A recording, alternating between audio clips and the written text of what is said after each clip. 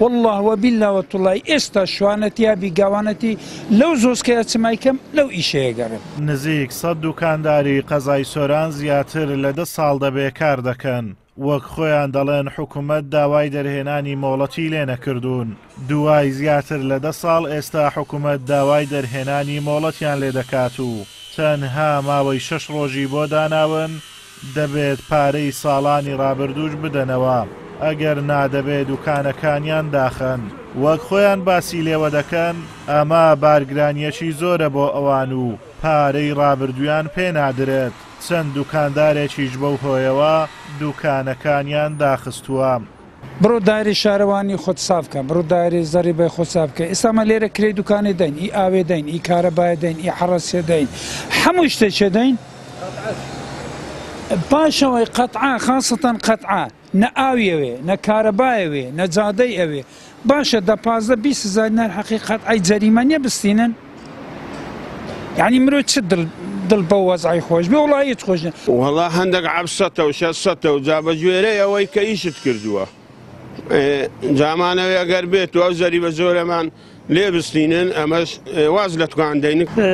داوای زەریبیان کردیە و داوای شار پاری زبر فڕدانیان کردیە و داوای حەرەسی دەکەن و داوای یعنی هەر سەرمانگە هەر بابایە قایمەشی دەینی 10,000 ئیوەی و 10,000 ئیوەی ئیشەکەشن زۆر زەعیفە.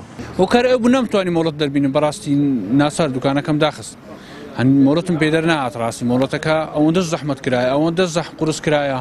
ئەدی حکومەت لەو هەموو پارەی ئەو هەموو پارەی لەمە برد ئەمە وەکو فەرمانبەر لەمەی پاشەکەوت کرد بە ڕوبع موچا ژیانی خۆمان بەو ئێوارەی بەو کاسبی بردەسەرێ بەو ئیشەی بردمانە سەری. باشە ئەو پارەی لای حکومەتە 2 دەفتەرە 3 دەفتەرە هیچ پارەیەشی منیان پێ نەدرایتەوە. ئەدی کول لەو فترە زەمانیەی کە 6 ڕۆژ هەتا 10 ڕۆژە وەرە پارەکەی سافکە کو پارەم پێ سافە بیتەوە. یعنی دە حکومەتە توش پارەی من بدەوە داوا لە من ناکەی وەسلی هینایە لە من دەرکەی ئەمن دەرکوانشم قەپاتە 6,000 غرامەدایە. قایمقامی قەزای سۆرانیش دەڵێ لە مەودووە هەر دوکانێک مۆڵەتی نەبێت و خۆی لە باج و زەریبە و هەر ئیزراعاتێک دزی بێتەوە ڕێگای پێنادرێ کار بکات تاوەکو تەواوی کارە یاساییەکان لە دەرهێنانی مۆڵەت تەواو نەکات. ئەو ساڵ بۆ ساڵی نوێ بڕیارماندا هیچ کاسبکارێک هیچ دوکاندارێک لە شوێن لە ئاسنووری سۆران ئیش نەکا بەبێ ئەوەی کە مۆڵەت هێبی. مۆڵەت زۆر جاوات تەسەوڕەکەن مۆڵەت پێدان تەنها بۆ بەرژەوەندی حکوومەت یان بۆ قازانجی حکوومەتە بە پێچەوانە مۆڵەت بەڕاستی وەڕقەیەکی یاسایی بە قووەتە بکە پاڵپشتی ئەو کەسێکە کە لێرە کاسب بکە لە پاراستنی سەر و ماڵی ئەو لە چاودێریکردنی کەرستەکانی لە بواری ئاگر کوژێنەوە لە هەموو بوارەکانەوە.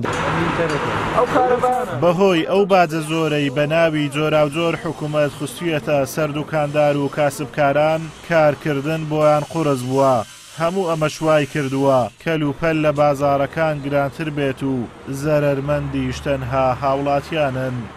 ئازاد ئۆمەراوەی کەناڵی ئاسمانی پەیام قەزای سۆران.